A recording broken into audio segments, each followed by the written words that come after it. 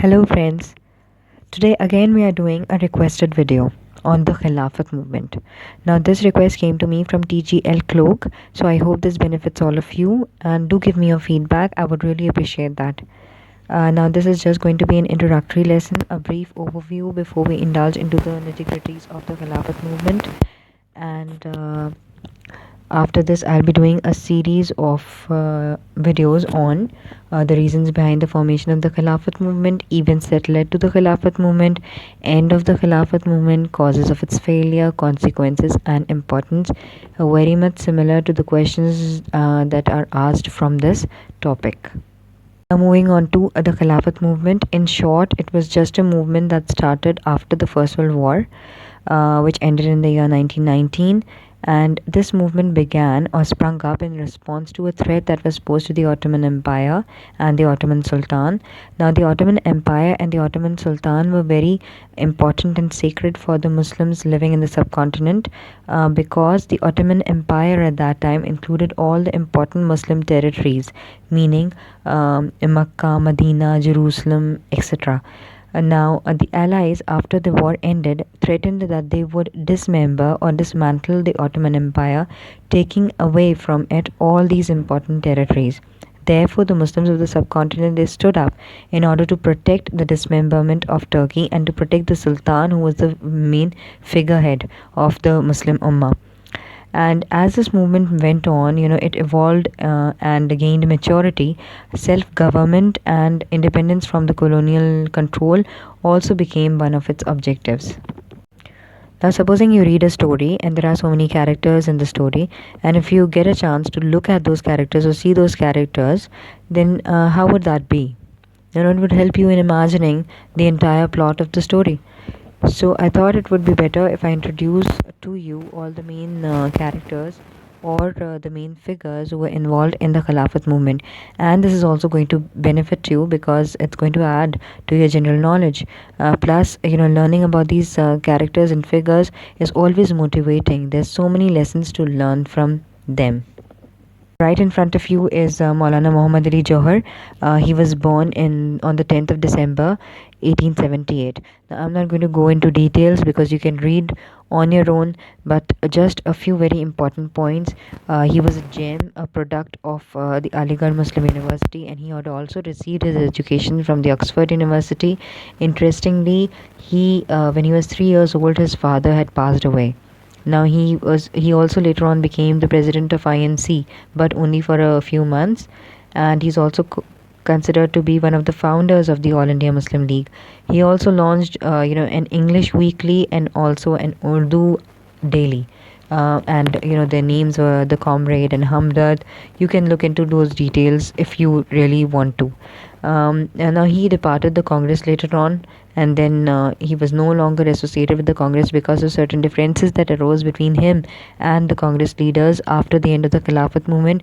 And I'll stop here. I won't go into details because we'll look at it. What were the differences? Why was he so much opposed to the Congress after the end of the Khilafat movement? And later on, he also attended the first roundtable conference.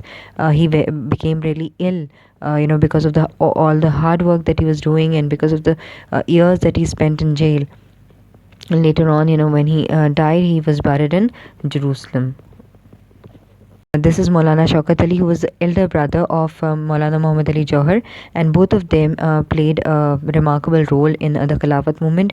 He worked always almost beside his brother, and he also received his education from the Aligarh Muslim University. And one interesting fact about him is that he was fond of playing cricket. So all you cricket lovers, Maulana Shaukat Ali was also a cricket fan. Now he worked side by side his brother, during the Khilafat movement in publishing of the newspapers. In when his brother was in jail, so he would always be beside him, motivating him, and acting as a mountain of strength for him, reciting to him the verses of Allama Iqbal in order to keep him, going. And this is it. You can see the two brothers together. Now they were the sons of Abadibano Begum. I wanted to mention her name here, and she was popularly known as BMA because she is herself a very important political figure, and many historians have mentioned her in their books. and given a lot of credit to her because she was responsible for raising such remarkable personalities. She had become a widow at a very early age, and despite the fact, she demonstrated unfailing and unwavering energy in politics and remained in the front line in the Khilafat movement as well. So, her contributions cannot be neglected. Now, talking about Maulana Abdul Kalam Azad, we already know a lot about him. He was also a very great scholar and Islamic theologian and independence activist, and later on he became a leader of the INC. And Azad was actually his pen name. He was also a poet. Now, when he entered into politics and he got associated with Gandhi, so he became very much impressed by the slogans Gandhi had come up with, like Satyagraha, Swaraj, Swadeshi movement, and you got to learn, what each slogan actually means or what each term means. For example, Swadeshi movement, it stood for indigenous, supporting indigenous products, the goods that were produced in India. Swaraj means self-rule. Satyagraha meant non-violent protests. Ahimsa also, in the same category, it also meant non-violence, meaning non-injury to all of the living organisms or living creatures on the earth. So, he was very much impressed by those ideals, and he also got involved in the Khilafat movement. He was a great supporter of non-violence and also Hindu-Muslim unity. He was, interestingly, um, never in favor of the formation of a separate homeland for the Muslims, and that is where he differed from the views of Qaid-e-Azam Muhammad Ali Jinnah. However, his role in the Khilafat movement cannot be ignored. Now, here comes Mohandas Karamchand Gandhi. Now, we already know he was a lawyer, politician, social activist, a writer, a leader of the nationalist movement against the British rule. He was campaigning always on the forefront against, colonial rule and wanted Swaraj for India or self-rule. A proponent of Satyagraha, Ahimsa, and these are some of the very important terms that are associated with him. He worked in promoting the cause of the Khilafat movement with great zeal, and he was an advocate of Hindu-Muslim unity and united India and fought against the colonists. Now he came into active politics only when the Rowlatt incident or the Rowlatt Act took place. We'll discuss that later on. And he started immediately a non-cooperation movement.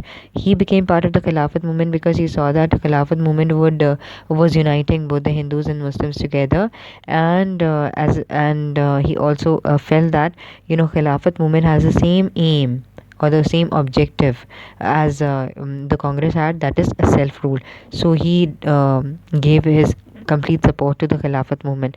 But later on, there were differences that arose. We'll discuss that later on. Now I wanted to focus on the maps. So this is the map of the Ottoman Empire. If you're aware of it, this is the Mediterranean Sea. We are talking about Europe, the European continent. This is the Arabian Peninsula, and this is the African continent. So it covered parts of three continents. This was Europe, say part of Europe, then part of the African continent and also the Arabian Peninsula, and you see all the important places like Mecca, Medina, Jerusalem, Damascus, Baghdad. They were all part of the Ottoman Empire. Now this is the map of the Ottoman Empire in the year 1683, and at this time it was at its greatest extent. But as we move on, you will see that it started to shrink in its size. See, if you look at this map, in 1300 it was just a small dot. Later on in 1639 this was its greatest extent, where it expanded fully. In 1913, just before the World War started, this was the condition of the Ottoman Empire. Okay, and after the war ended in 1923, you see it just remained a small piece of land, that is the Republic of Turkey. Then again, the same map, you can look at it closely and see it's covering part of the Arabian Peninsula, and what all areas, we already discussed that important areas. And then you see Jordan was also part of it, Palestine, Lebanon, Syria, Iraq. So all these important places were part of the Ottoman Empire. Now I thought of ending this entire lesson with a dialogue that went on between a British politician and Maulana Muhammad Ali Johar, just to give you a feel of how dedicated these people were in fighting for the cause of independence and in for the cause of the Khilafat movement. When asked by a British politician, "What can you threaten us with?" So Maulana Muhammad Ali Johar replied, "It is true we cannot threaten you with powerful engines of war, obviously because they were not militarily very powerful. But we can threaten you and do threaten you with the might of truth and with a weapon that no shield can resist, with an unconquerable will not to yield to injustice, with the will, in the last resort, to die true to our faith. We do not threaten to kill you, but we do threaten you with our unyielding determination to die kings of our conscience and masters of our soul." So, such were the people who had been responsible for the formation of the Khilafat movement, and I think this will, really inspire you to learn more about it. Now, thank you so much for watching. My next videos would be on the Khilafat movement itself, as I highlighted earlier, on all the important topics that get asked in your exams. So keep waiting for them.